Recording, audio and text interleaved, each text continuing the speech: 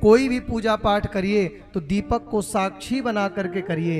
जिस समय दशरथ जी का पिंडदान करने के लिए माता जानकी फाल्गु नदी के तट पर पहुंची है। कौन सी नदी कहां पड़ती है? गया बिहार। एक बार सबको फाल्गु नदी के किनारे जाना चाहिए और अपने पितरों को तर्पण करना चाहिए। हम ये बताना चाहते हैं कि पूजा पाठ करें तो साक्षी मान करके करें, दीपक को बनाएं, ब्राह्मण के साक्षी सानिध्यता में करें, किसी के भी साक्षी मान के करें, लेकिन पूजा पाठ साक्षी, दीप को साक्षी बनाइए। शुद्ध घी के दीपक का दिया जला के पूजा करना चाहिए।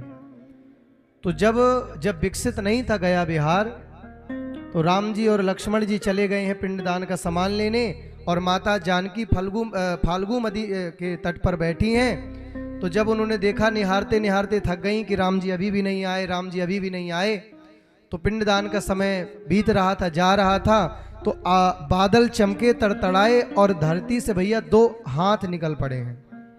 क्या हाथ? कितने हाथ? 2 हाथ। दशरथ जी के दोनों हाथ निकले।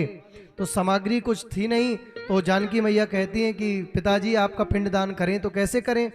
तो कहते हैं बेटी तुम भावना करके, कुछ भी करके ऐसे अर्पण कर दो, मैं इसको भी स्वीकार कर लूंगा। तो जानकी मैया ने रेत के पिंड बनाए हैं, बालू के, रेत के, उसी रेणुका के रेत के पिंडदान बनाए और दशरथ जी के दोनों हाथों पर समर्पित किया है। तो जब पिंडदान लेकर के दशरथ जी चले गए, सुन रहे हैं ना सब पीछे वाले, तब राम जी आए और राम जी आके पूछते हैं कि चलिए पिंडदान करना है। तो जानकी मैया कहती कि हमने पिंडदान तो कर दिया। बोले आपने पिंडदान कर दिया, कैसे किया? बोले समय मुहूर्त जा रहा था, पिताजी के दोनों हाथ निकल पड़े, तो मैंने बालू के पिंड बना करके पिंडदान कर दिया। तो बोले बताइए कौन साक्षी है? कोई साक्षी तो होगा। आपने किसके सामने ये पिंडदान किया बताइए?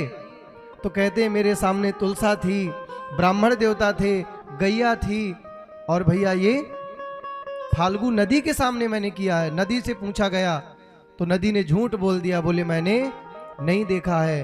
तो माता जानकी ने श्राप दिया है कि जाओ तुम आज से नीचे नीचे बहोगी, ऊपर तुम में कभी भी जल नहीं होगा, तुम सूखी ही रह जाओगी। तो भैया तुम जब जाना तो देखना कि गड्ढा खोद करके हमको पिंडदान करना पड़ता, ऊपर से सूखी है फाल्गु मैया, श्राप है माता जानकी का। गैया को भी श्राप दे दिया, गैया ने झूठ बोला कि जाओ तुमने जिस मुख से झूठ बोला है तो ये मुख तुम्हारा बहुत शुभ नहीं माना जाएगा। तो आप देखना गैया का मुख भाग बहुत शुभ नहीं मानते, गैया कुछ भी खाने लग जाती है। इसलिए जब गैया पुजाते हैं हम लास्ट में मृत्यु के समय, तो गैया का मुख पकड़ के पूजा नहीं होती, गैया की पूंछ पकड़ करके पूजा होती है। मैया ने कहा था, जानकी मैया ने, सीता जी ने, कि ये गैया मैया तूने झूठ बोला है तो तेरा मुख भाग बहुत पवित्र नहीं होगा, लेकिन तेरा जो पीछे का भाग है वो बहुत पवित्र माना जाएगा। और भैया एक बट वृक्ष ने सही बताया, बोले मैंने देखा है जानकी मैया को, मैंने देखा है कि इन्होंने अपने पिता को पिंडदान किया है। तो उस वृक्ष को भैया आशीर्वाद दिया कि तुम खूब फलो फूलो, ऐसे ही तुम्हारे भरे बने रहो। तो आप देख लेना बट वृक्ष कभी भी जल्दी सूखता नहीं है, बृहद मात्रा में बट वृक्ष भैया अपनी छाया से सबको शीतलता प्रदान करते हैं। और एक व्रत आता है बट सावित्री, तो बट सावित्री के व्रत में माताएं उसी बरगद के पीछे, उसी बट वृक्ष के नीचे अपने पति की लंबी आयु की कामना करती हैं। कहिए हर हर महादेव। इसलिए कोई भी पूजा करिए, कोई भी पाठ करिए, तो आप दीपक को साक्षी बना करके करते रहिए।